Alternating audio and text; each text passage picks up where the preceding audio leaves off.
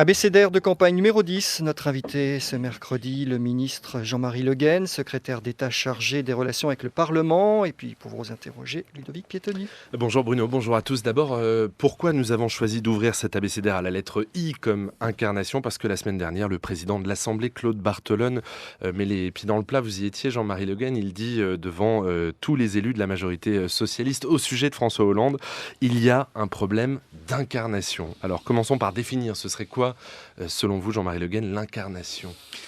Justement, on est dans une élection présidentielle en France où nous sommes finalement pratiquement les seuls en Europe aujourd'hui à investir autant dans le rôle du chef de l'État, avec finalement, c'est une banalité de le dire, une nostalgie permanente de ce peuple qui a coupé la tête au roi, d'avoir un monarque. Et donc, on voit bien le corps, incarnation, c'est le corps, bien évidemment. Donc, c'est une personnalité qui vient habiter le corps, l'incarnation. Je parle sous le contrôle de philosophes.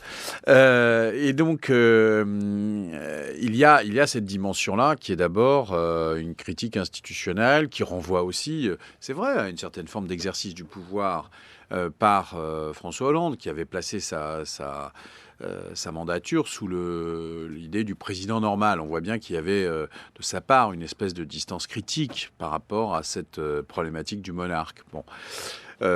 Deuxième sujet, l'incarnation, ça peut être plus traditionnellement dans n'importe quelle structure politique, la question du leadership. Bon, voilà. Donc je réponds un peu philosophiquement à votre question. Je pense que très sincèrement, en termes de chef de l'État, le président de la République a exercé parfaitement ses compétences. Ce qui est vrai, c'est qu'il n'a pas cherché, et il n'a pas réussi, mais il n'avait pas cherché à donner un rôle monarchique, à une verticalité distante, à l'exercice de son pouvoir. Alors, critique institutionnelle, critique du leadership, mais pas que, Bruno. Oui, est-ce que vous êtes d'accord donc, sur cette analyse de Claude Barthelone, mais fait également par d'autres, comme par exemple Manuel Valls, avec qui vous avez voyagé ce week-end en Afrique de l'Ouest. Ludovic Piétoni y était aussi pour France Culture. Et le Premier ministre dit ce n'est pas le bilan en soi qui pose problème, mais celui qui l'incarne. Alors, pourtant, dans une première définition, on parlait plutôt du déficit d'incarnation de la fonction présidentielle. Là, ça serait un problème d'incarnation du bilan. Critique du bilan. Non, le bilan, non, je crois qu'il y a une vraie question, on ne va pas se mentir. Il y a une vraie question qui se passe autour justement de la manière dont, à travers ce fameux livre, eh bien, il y a eu une distance que certains trouvent exagérée par rapport à la fonctionnalité, non plus cette fois-ci du monarque, mais du chef de l'État. Bon. Et donc, des choses qui ont surpris, c'est évident. Parce qu'il serait trop bavard, ce serait ça la critique.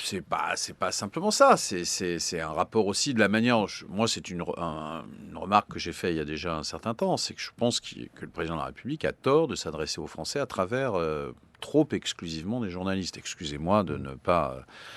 je ne veux pas vous fâcher en disant cela, mais il y a une perte et même une façon de s'adresser au peuple qui crée sans doute une frustration. Donc je ne peux que dire qu'il faut qu'il y ait une adresse directe au peuple. Et alors en communication prisme politique, des journalistes n'est pas suffisant. Il est utile parfois, bien évidemment. Mais pas suffisant. Non. En communication politique, Jean-Marie Le Guen, on ne dit pas qu'il n'incarne pas, on dit que ça n'imprime pas. Écoutez ce que disait Alain Rousset. C'était samedi, dans un meeting socialiste. Alain Rousset, c'est le nouveau président, c'est le président de la nouvelle région Nouvelle-Aquitaine.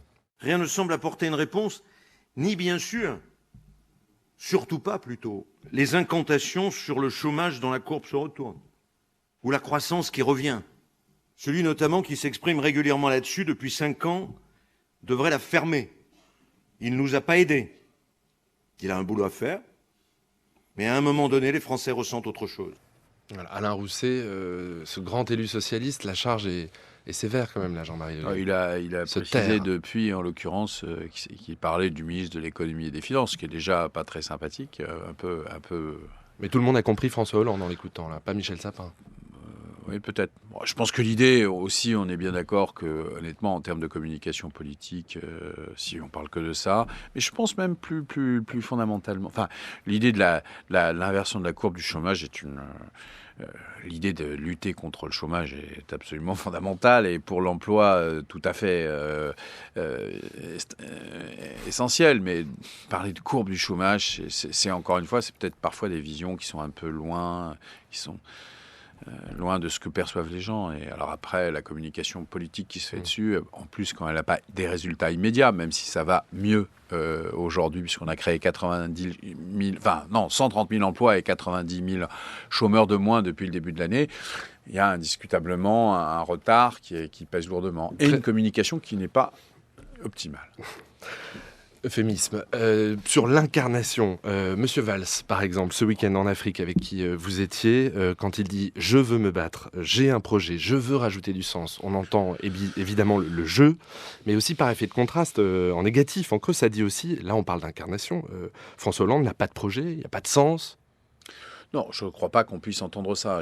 Vous avez entendu du jeu et vous avez raison, parce que je pense que le Premier ministre Manuel Valls l'a dit clairement. Il est à la fois dans la loyauté, elle est à la fois institutionnelle, mais elle est aussi amicale, parce qu'il y a des liens, il a eu l'occasion de le dire d'ailleurs dans ce voyage, mais il a une identité politique propre, Manuel Valls, et je pense qu'il est normal qu'il l'affiche. Je souhaite même qu'il l'affiche totalement, parce qu'on est dans une période de construction d'un projet. Non, qu'il soit candidat. Non, je veux dire par là, non, je pense qu'il faut qu'il aille jusqu'au bout de ce qu'il peut apporter comme contribution au projet des socialistes. On est dans une période de bilan, on l'a dit, mais il y a aussi une période où il va falloir se projeter sur les 5 ans qui viennent. Et la question qui va naturellement se poser, c'est qu'est-ce que la gauche réformiste a à dire aux Français pour les 5 ans qui viennent, et pourquoi les Français qui aujourd'hui doutent et regardent la politique en général et la gauche en particulier avec beaucoup de distance, et tout ça dans est-ce que la gauche a évoqué quelque chose à dire? Donc il faut exprimer un projet. Une dernière question, Ludovic. Oui, on vient de parler de l'incarnation présidentielle. Jean-Marie Le Guen, parlons de l'incarnation ministérielle que vous êtes. Vous êtes mis en cause, vous, dans le livre Nos très chers émirs de nos confrères Georges Malbruno et Christian Chesneau. Écoutez, il n'y a pas eu le début d'une preuve. J'ai porté plainte en diffamation. Ça sera jugé malheureusement dans quelques mois. Vous avez porté plainte? J'ai porté plainte en diffamation. Je l'ai dit immédiatement. C'est fait. Mais bien sûr, la semaine dernière, ça a été Les auteurs disent qu'ils n'ont rien reçu. Les auteurs disent n'importe quoi d'une façon générale. Et je regrette, alors je vais vous dire, puisqu'on est sur le service public, rappeler les faits je vais vous dire, je trouve qu'il y a un corporatisme invraisemblable de la presse journalistique qui accepte de prendre à l'antenne un certain nombre de gens simplement parce que ils ont soit de la boue à balancer, soit tout simplement parce que comme ils sont journalistes, c'est forcément sympa et c'est forcément une bonne façon de faire que de recevoir ses collègues au micro parce qu'on a des livres à vendre. Vous voyez, je vous le dis sincèrement, je trouve que là, il y a une baisse de déontologie. Non, de la déontologie, notamment sur le service public. C'est pas à vous que je fais référence, mais le service public a été, parce qu'il y avait un des journalistes qui est au service public, on se croit obligé de le recevoir. Alors qu'il y a des assertions. Si moi je disais... ça aussi. Donc on a reçu les deux parties, on a reçu Christian Chesneau, effectivement, à la sortie du bouquin. Je vais vous dire, monsieur, vous êtes un assassin, etc. Et puis après, vous allez dire, ah ben non. Bon, d'accord, mais enfin, ce qui reste, c'est le fait qu'on vous a bazardé de la boue. Donc ce petit jeu-là n'est pas un jeu équivalent. Enfin, par ailleurs, tout passe, heureusement ou malheureusement, puisqu'on peut dire n'importe quoi. On peut dire n'importe quoi. Dans le système français, c'est pas extrêmement grave. La justice passera dans plusieurs mois. Ils seront condamnés pour des peines qui seront, à mon avis, pas à la hauteur de l'argent qu'ils vont faire en vendant leurs livres. Jean-Marie Le Guen, merci d'avoir été notre invité.